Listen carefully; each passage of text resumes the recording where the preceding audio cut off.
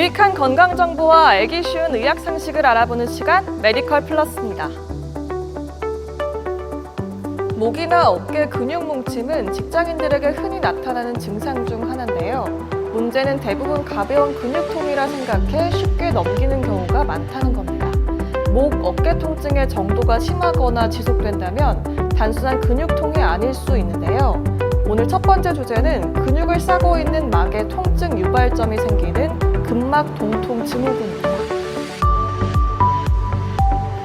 물놀이, 캠핑 등 야외 활동이 많아지는 여름철에는 피부가 빨갛게 부어오르는 피부 연조직 감염을 주의해야 합니다.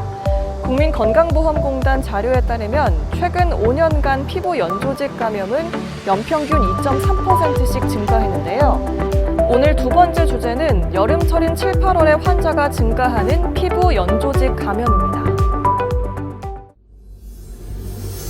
근막 동통 증후군을 이야기할 때 흔히 담에 걸렸다고 표현될 정도로 누구나 한 번쯤 목, 어깨, 허리 등에서 통증을 느끼는 가장 흔한 근골격계 질환입니다.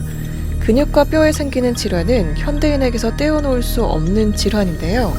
이를 증명하듯 국민 3명 중 1명이 근육 및 뼈 통증과 기능 저하로 병원을 찾는 것으로 알려졌습니다. 근막 동통 증후군이란 진단명은 생소할 것입니다. 그냥 근육통 하면 알기 쉬울 텐데 왜 근막 동통이라 했고 게다가 증후군이란 꼬리표까지 달고 있는가 하는 의문이 생기게 됩니다. 우리가 흔히 알고 있는 근육통과는 구분되는 개념이어서 그렇습니다. 우리가 흔히 얘기하는 근육통은 주로 힘든 일이나 운동을 하고 하루 이틀 후에 생기는 지연성 근육통을 얘기하는 경우가 많습니다. 그와는 다르게 근육의 외상이나 과다한 사용, 정신적 스트레스 등으로 인해 근육 또는 근막에 통증 유발점이 발생하여 해당 근육의 통증과 이에 동반한 연관통, 운동 제한 등의 여러 증상이 발생하는 질환을 의미합니다. 근막 동통 증후군의 통증 유발점은 근육을 싸고 있는 얇은 막인 근막에 발생합니다. 통증 유발점은 만지면 아프고 근육이 원래의 길이만큼 늘어나는 것을 방해하기도 하는데요. 주로 목 주위나 어깨 주위 날개뼈 근육에서 가장 많이 발생하며 이외에도 허벅지, 종아리 등 전신의 모든 근막에 통증이 발생할 수 있습니다.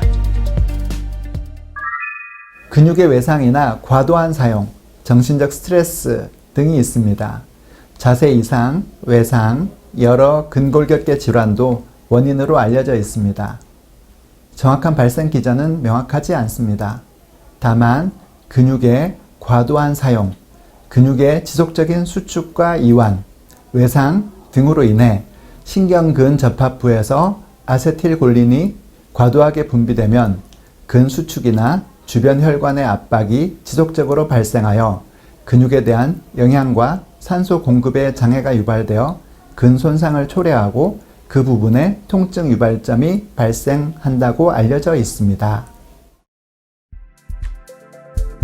근막 동통 증후군의 처음은 약간 불편한 정도로 시작하지만 통증이 수개월에서 수년 동안 지속되면서 만성 통증을 유발합니다. 갑작스럽게 근육에 스트레스가 가해지거나 근육이 과도하게 긴장한 결과 조직이 손상되고 근육세포 내의 칼슘 농도 조절에 이상이 생기면서 근막 동통 증후군이 시작됩니다. 우선 근육통이 있습니다. 근육통은 자발통, 압통, 연관통 등의 형태로 나타납니다. 통증은 둔하고 쑤시며 저리고 시린 통증으로도 나타납니다. 이로 인해 운동 범위에 제한이 생깁니다. 통증 유발점이란 약화된 근육이나 위축이 없지만 누르면 아픈 부위를 의미합니다. 통증 유발점인 근육은 밴드처럼 딱딱합니다. 이 부위를 누르면 통증이 발생하며 그 주변 부위에도 통증이나 저린 느낌 등이 느껴집니다. 저린 느낌 때문에 신경의 이상에 의한 증상으로 오인되기도 합니다. 통증 유발점이 목 주위 근육이라면 두통, 눈 주위의 통증, 귀울림, 어지럼증이 생길 수 있습니다. 통증 유발점이 어깨 근육이라면 어깨 통증으로 나타나고 팔이나 손에 저리거나 힘이 빠지는 느낌이 듭니다. 통증 유발점이 허리나 엉덩이라면 엉덩이와 다리가 저립니다. 사실 어깨 통증은 회전근개 파열, 팔 저림은 경추 디스크 탈출증, 허리 통증 및 방사통은 요추 디스크 탈출증 등으로 오인되어 정확한 치료를 늦추어 치료 기간이 길어지는 주요한 원인이 됩니다.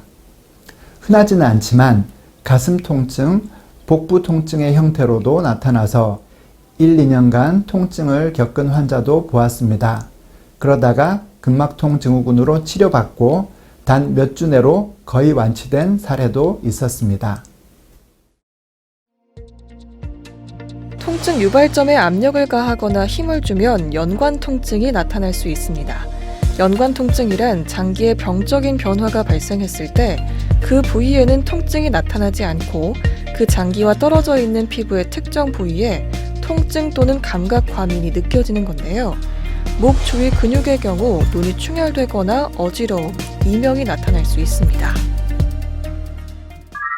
객관적으로 진단할 검사나 영상의학 검사가 없으며 신경학적 이상도 확인되지 않습니다.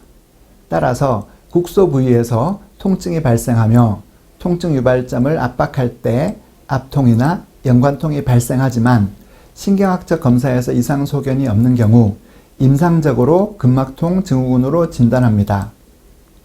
환자의 자세한 병력 청취, 환자의 자세 및 걸음걸이 등을 자세히 관찰하며 통증 부위의 근력, 근육의 긴장 상태, 관계된 관절의 운동 범위 측정, 근육의 촉진 등을 통하여 진찰하는 의사가 먼저 생각하고 접근하지 않으면 진단이 어렵게 됩니다.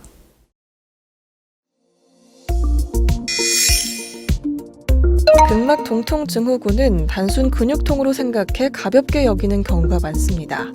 일반적인 근육통은 대부분 근육을 과다하게 사용해 생기는 통증으로 2, 3일 정도 휴식을 취하고 스트레칭을 하면 증상이 좋아집니다.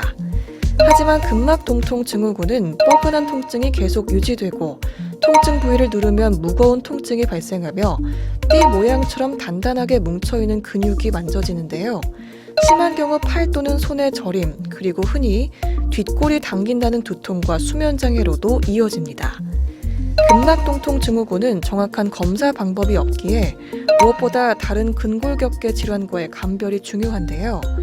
기본적으로 엑스레이 촬영을 하고 MRI나 CT 등의 정밀한 검사가 필요할 수도 있습니다. 환자별로 나이나 직업군이 다양하기에 통증이 발생한 시기나 외상 상황, 압통점을 누르는 진찰로 정확한 통증 유발점을 파악하고 그로 인한 연관통까지 꼼꼼하게 확인해야 합니다. 먼저 약물 치료가 있습니다. 소염 진통제, 근육이완제, 진정제, 항우울제 등을 사용할 수 있습니다.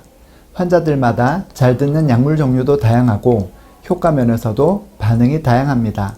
하지만 다른 근골격 질환에서만큼 효과적이지는 않습니다. 두 번째, 스트레칭.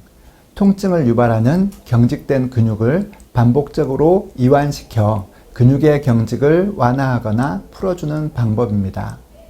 세 번째, 마사지. 눌렀을 때 통증이 가장 심한 부위를 엄지손가락으로 지그시 10여 초간 눌렀다가 떼는 행동을 반복합니다.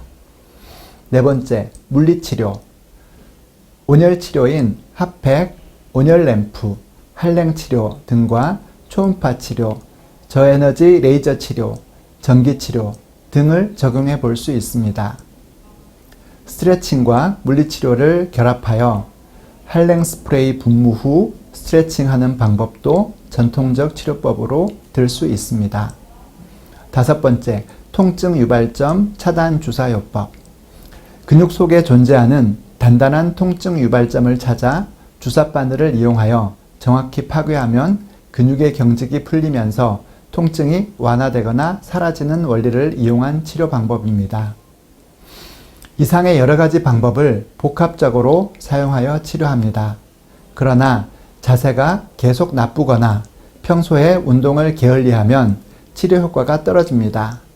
여기에서의 운동은 근력 운동보다는 올바른 자세와 꾸준한 스트레칭을 얘기하는 것으로 치료와 예방에 무엇보다 중요합니다. 다음의 경우에는 주사 치료를 받을 수 없습니다. 급성 외상에 의한 근육 손상이나 통증, 마취의 과민증이 있을 때 혈우병이 있거나 혈액 응고 방지제를 먹고 있는 경우인데요. 더불어 주사를 두려워하는 환자도 피하는 것이 좋고 심근경색이나 폐색전증과 같이 심각한 질환이 있을 때는 피해야겠습니다. 치료하지 않고 방치하면 주위 근육으로 통증 유발점이 퍼져서 통증 범위가 넓어지고 만성화될 수 있습니다. 하지만 주기적으로 치료를 받는다면 치료에 대한 반응은 좋습니다. 개인적으로는 통증 유발점 주사가 가장 치료 효과가 빠르다고 생각합니다. 여기서 잠깐! 잘못된 의학 상식을 바로잡아 건강도 지키고 상식도 키우는 Yes or No! 근막통 증후군은 갑상선 이상으로 발생할 수 있다는데 사실인가요? Yes. 네, 맞습니다. 영양결핍과 내분비 이상도 근막통 증후군과 흔히 관련되는 것으로 비타민의 부족, 갑상샘 호르몬과 에스트로겐의 부족 등을 들 수 있습니다. 특히 갑상샘 이상은 근육의 이상을 초래하고 그중 근막통 증후군도 많이 발생하는 것으로 알려져 있습니다. 어떤 환자는 만성적 근막통 증후군으로 1, 2년간 치료받다가 갑상샘 기능 저하증이 밝혀져 치료 후 기존 통증이 완치되는 경우도 있었습니다. 잘못된 의학 상식 깨치기 Yes or No 두 번째! 통증을 줄이기 위해서는 최대한 움직이지 않아야 하나요? No, 아닙니다. 통증의 원인에 따라 대처 방법이 다른데요. 근막통 증후군 외에 또 다른 통증의 주요한 원인 중에는 과사용으로 인한 힘줄 손상, 힘줄 염증, 인대 손상 등이 있습니다. 그런 경우에는 유발한 활동을 최대한 자제하고 안 쓰는 것이 도움이 됩니다. 근막통 증후군에서는 안 쓴다고 회복되지 않고 부드럽게 잘 사용해 주는 것이 도움이 됩니다. 올바른 자세, 스트레칭 등이 도움이 될 수 있습니다. 근막통 증후군은 전신의 근육과 근막에 어디든지 나타날 수 있는 통증입니다. 평소 충분한 스트레칭과 올바른 자세를 유지하는 게 무엇보다 중요한데요. 만약 오래 한 자세를 유지하지 말고 앉아 있어야 하는 상황이라면 계속해서 자세를 조금씩 바꿔주고 자주 일어나 스트레칭을 해 근육을 풀어주는 것이 좋겠습니다. 어떤 경우에든 무리한 활동이 통증의 원인이 되는 경우가 많습니다. 가급적 활동을 무리하지 않고 일정하게 하려고 노력을 하셔야 하겠고, 만약 무리한 활동을 하게 되어 통증이 생긴다면 일단 활동을 자제하고 쉬어보고, 그래도 낫지 않고 오늘 말씀드린 증상이 있다면 근막통 증후군에 대한 경각심을 가지고 증상이 장기화되지 않도록 노력하시면 좋을 것 같습니다. 물론 의사들이 알아서 잘 진료하는 것이 가장 중요하겠지만 환자들도 본인 증상에 대하여 잘 알고 같이 대처를 한다면 치료에 더 도움이 될 것으로 믿습니다.